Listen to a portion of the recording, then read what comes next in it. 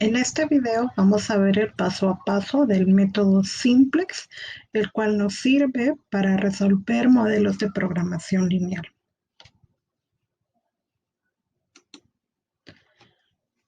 Vamos a tener el ejemplo de maximizar z igual a 6x1 más 4x2, sujeto a las restricciones 2x1 más 2x2 menor o igual a 160, x1 más 2x2 menor o igual a 120, 4x1 más 2x2 menor o igual a 280, siendo x1 y x2 mayores o iguales que 0.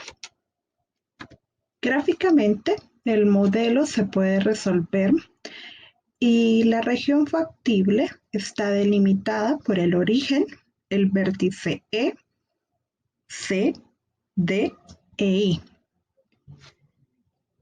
Y su óptimo se encuentra en el vértice D, en donde x1 toma el valor de 60 y x2 el valor de 20, siendo z, por tanto, igual a 440. Para resolver este problema mediante el método Simplex, lo primero que debemos hacer es estandarizar el modelo de programación lineal. Para ello, el modelo en su forma canónica, que es el que se muestra, todas sus inecuaciones deben ser transformadas a ecuaciones. En este problema, las inecuaciones son de tipo menor o igual. Eso quiere decir que del lado izquierdo, la suma de las variables nos puede dar un valor inferior al máximo que tenemos en el lado derecho. Quiere decir que existe una holgura o un sobrante del lado izquierdo. Por ejemplo, si 2x1 más 2x2 fuera igual a 100, vamos a tener 60 unidades de holgura en la restricción 1. Para modelar eso y convertir nuestras inecuaciones en ecuaciones, la restricción 1 sería 2x1 más 2x2 más S1 igual a 160. S1 se convierte en una variable de holgura y le hemos colocado un subíndice de 1 por ser la primera restricción. Para la segunda restricción tendríamos x1 más 2x2 más S2 igual a 120. Y la tercera, 4x1 más 2x2 más S3 igual a 280. Estas variables que hemos adicionado a nuestro modelo de programación lineal no afectan en ninguna medida nuestra función objetivo. La función objetivo también se debe de estructurar con un lado derecho conteniendo todas las variables y un lado izquierdo que es una constante. Por lo tanto, nuestra función objetivo quedaría como z menos 6x1 menos 4x2 menos S1, 0S1 menos 0S2 menos 0S3 igual a 0.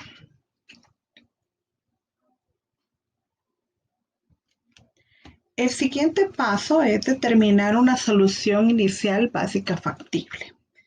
Estructuramos nuestra matriz del Simplex tal como se muestra en la pantalla. Vemos que en la primera columna está el identificador de la fila. En este caso tenemos la fila 0, 1, 2 y 3. La segunda columna nos indica las variables básicas. Tenemos a z, que es la función objetivo, S1, S2 y S3, las variables de holgura que acabamos de adicionar y que nos van a servir para nuestra solución inicial. Luego tenemos las columnas en donde se incluyen todas nuestras variables de decisión, en este caso x1 y x2, y cada elemento de la columna es el respectivo coeficiente que tiene la variable, ya sea en la función objetivo o en cada una de las restricciones. Luego tenemos las columnas en donde están nuestras variables de holgura, que son S1, S2 y S3. Y finalmente tenemos una columna que es el lado derecho de restricción. Para el caso de Z es igual a 0 y para las restricciones, pues su respectivo máximo. Es importante notar que en la matriz inicial del simplex, las variables holgura forman una matriz identidad, siendo el intercepto entre S1 y S1 igual a 1, el intercepto entre la fila S2 y la columna S2 igual a 1, y el intercepto entre la fila S3 y la columna S3 igual a 1, y todos los otros elementos iguales a 0. Ese es un elemento importante dentro de cualquier matriz de simplex en donde estamos colocando una solución básica factible inicial. Debe de existir la matriz identidad. ¿Qué nos indica esta matriz? Nos está diciendo que la holgura 1 debe de ser igual a 160, la holgura 2 igual a 120 y la holgura 3 igual a 280. Es decir, que los lados izquierdos de restricción para nuestras variables básicas dan 0. Y que todo el recurso que estamos teniendo disponible en esas restricciones se mantiene disponible. Nuestras variables básicas, nuestras variables no básicas y variables de decisión x1 y x2 tienen el valor de 0. Cualquier variable que sea no básica, es decir, que no la veo listada en la columna de variables básicas, tiene el valor de 0. Si x1 y x2 son iguales a 0, estamos hablando de que esta solución se encuentra en el origen. Y efectivamente, z es igual a 0. El siguiente paso es encontrar una solución básica factible que pueda mejorar la solución inicial. Para saber si existe una solución que mejore el valor de z, debemos de identificar en la fila de z si existen valores negativos. Podemos observar que x1 y x2 efectivamente tienen coeficientes negativos. Eso quiere decir que ambas variables son candidatas a pertenecer a la solución y que van a mejorar nuestro valor de z. Para el caso de x1, por cada unidad que yo incremente de x1, z aumentaría en 6. En el caso de x2, por cada unidad, z incrementaría en 4. Por tanto, es más recomendable hacer que x1 sea la primera variable en entrar a nuestra solución, porque es la que está aumentando en mayor medida nuestra función objetivo. El siguiente paso es elegir la variable que entra y definir quién va a ser nuestra columna pivote. Como ya lo había dicho, la más negativa es la variable candidata. x1 sería la variable que entra y la columna de x1 la columna pivote. El siguiente paso es elegir la variable que sale. Para saber cuál es la variable que sale, debemos evaluar cuánto puede aumentar x1 en cada una de nuestras restricciones. Para ello, hacemos el cociente BI entre el coeficiente x1 en cada una de las restricciones. Para el caso de la primera restricción tenemos 160 entre 2. Eso quiere decir que x1 puede aumentar desde 0 hasta 80. En el caso de la segunda restricción es 120 entre 1, lo que quiere decir que x1 puede aumentar desde 0 hasta 120. Y en el caso de la restricción 3, 280 entre 4, lo que indica que x1 puede aumentar desde 0 a 70. El más restrictivo de todos es el 70. Si yo hago que x1 aumente hasta 70, no tendré problema con las otras dos restricciones, ya que en las otras tiene permiso de aumentar hasta 80 o 120. Por tanto, la variable que sale debería de ser S3, la que corresponde con la restricción 3. Y el intercepto entre la columna y la fila pivote es el que vamos a conocer como pivote, es decir, ese valor 4. El siguiente paso es determinar una solución mejorada y para ello es necesario realizar las operaciones de Gauss-Jordan. La primera de las operaciones es convertir la fila pivote. La fila pivote debe dividirse entre el elemento pivote y con ello encontraríamos la nueva fila pivote.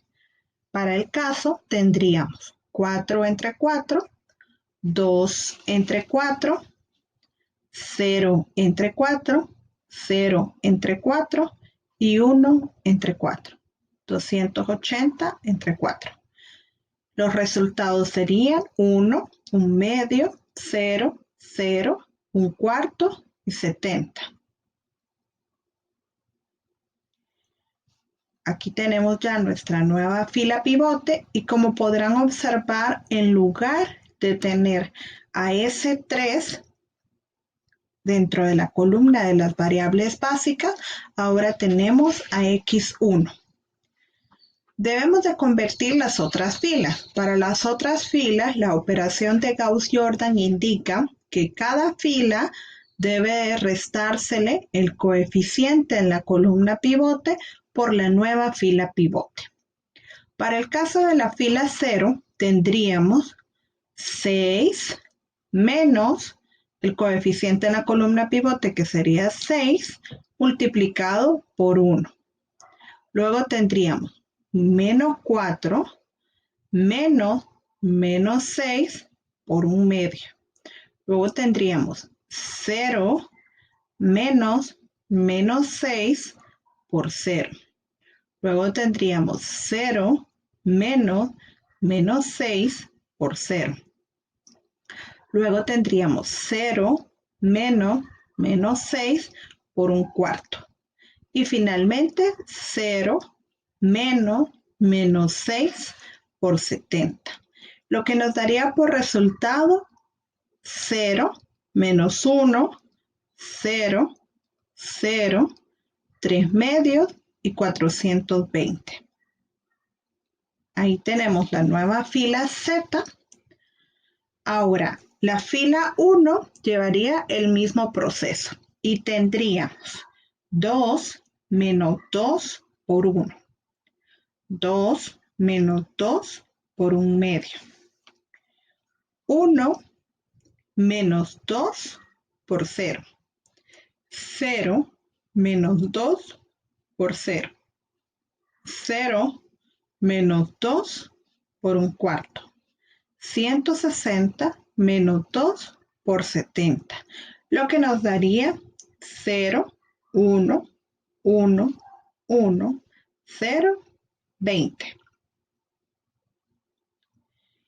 Y la fila 2 se le realizan las mismas operaciones y tendríamos 1 menos 1 por 1. 2 menos 1 por 1 medio. 0 menos 1 por 0. 1 menos 1 por 0. 0 menos 1 por 1 cuarto. Y 120 menos 1 por 70. Lo que nos daría 0, 3 medios, 0, 1, menos un cuarto y 50. Ahí tenemos la nueva solución, ya que hemos realizado todas las operaciones de Gauss-Jordan. Podemos observar que la matriz identidad ahora se ha movido. Tenemos acá 1, 0, 0, 0, 1, 0 y 0, 0, 1. Eso siempre se mantiene. Siempre aquellas variables que forman las variables básicas forman la matriz identidad. Ahora, este resultado nos dice que S1 debe de ser igual a 20, que S2 igual a 50, que X1 debe ser igual a 70 y que Z es igual a 420. ¿Es esta una solución factible? Sí. Al ver los coeficientes del lado derecho de restricción y observar que todos son positivos, tenemos la certeza de que nuestra solución es factible. Y en general, siempre que apliquemos el método simplex, nuestras soluciones van a empezar siendo factibles y se van a mantener factibles hasta llegar al óptimo. Si por algún motivo encontramos en esta columna un valor negativo, eso indica que se ha cometido un error. ¿Es esta una solución óptima? La fila de Z nos indica la optimalidad y como podemos ver, aún tenemos un valor negativo, lo que indica que la solución puede mejorar.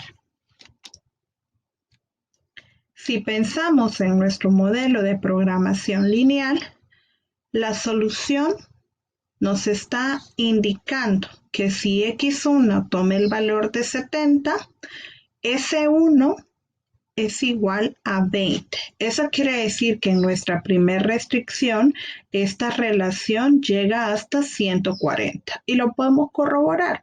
2 por 70, 140. Y nos están sobrando 20 de ese máximo de 160 que tenemos disponible. Lo mismo para la segunda restricción, en donde tenemos que 70 es menor o igual que 120 y aquí nos están sobrando 50 unidades. Y en la última tenemos 4 por 70, 280. Ahí no hay sobrante y por tanto ese 3 es igual a 0. Algo que ya les había indicado con anterioridad es que cualquier variable que no sea básica, es decir, las variables no básicas, tienen un valor de 0, es decir, x2 y s3 son iguales a 0. Si sustituimos 70 en la función objetivo, 6 por 70 nos va a dar 420. Como la solución aún no es óptima, vamos a regresar al paso 2. Hay que encontrar una solución que pueda mejorar.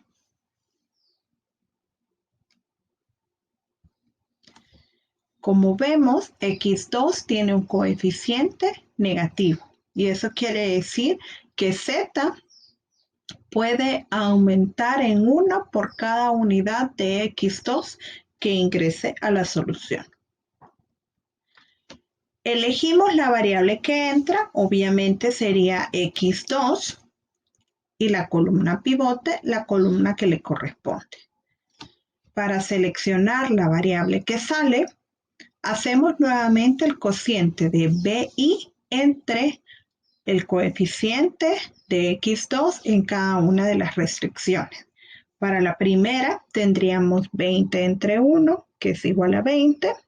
Para el caso de la segunda tendríamos 50 entre 3 medios, que es igual a 33.3. Y la última, 70 entre 1 medio, que es igual a 140. De las tres, la más restrictiva es la primera, 20. Por lo tanto, la fila pivote sería la fila de S1 y nuestro elemento pivote es 1. Empezamos a determinar la nueva solución haciendo nuevamente las operaciones de Gauss-Jordan. Para encontrar la nueva fila pivote, dividimos toda la fila entre 1.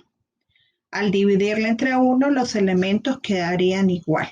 0, 1, 1, 0, menos 1 medio y 20. Luego, trabajamos la fila 0. En este caso, tendríamos 0 menos 1 por 0. Luego tenemos menos 1 menos 1 por 1. Luego tenemos 0 menos 1 por 1. Luego 0 menos 1 por 0. Luego 3 medios menos 1 por menos 1 medio. Y finalmente 420 menos 1 por 20. Eso nos daría 0, 0, 1, 1, 1 y 440.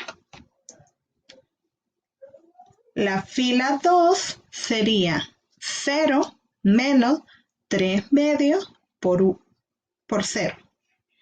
El siguiente sería 3 medios menos 3 medios por 1. Luego tendríamos 0 menos 3 medios por 1. Luego 1 menos 3 medios por 0. Luego menos 1 cuarto por menos 3 medios por menos 1 medio.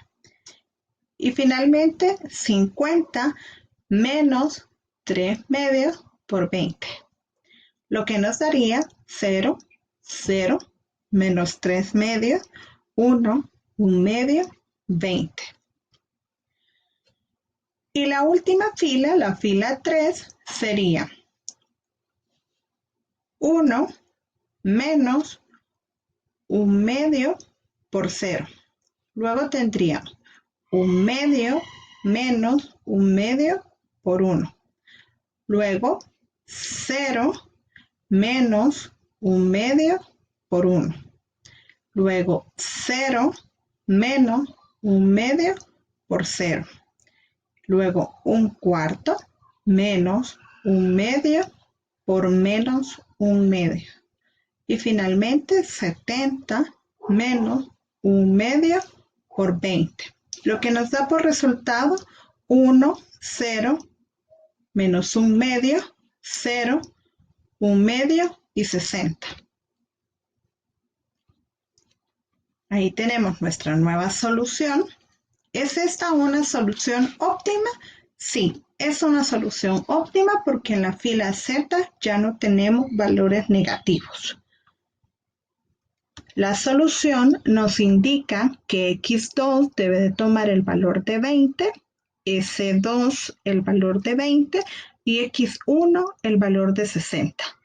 Y si recuerdan, en el método gráfico efectivamente x1 era igual a 60, x2 era igual a 20 y z igual a 440. ¿Qué información tenemos adicional con la matriz del simplex? Tenemos la información de las holguras. Esto nos está diciendo que el recurso que hemos modelado con nuestra segunda restricción aún tiene disponibilidad. De los 120 que teníamos disponibles, solo estamos utilizando 100 y nos quedan 20. Hasta aquí. Espero tengan consultas. Pueden hacerlas en el espacio indicado en el aula virtual.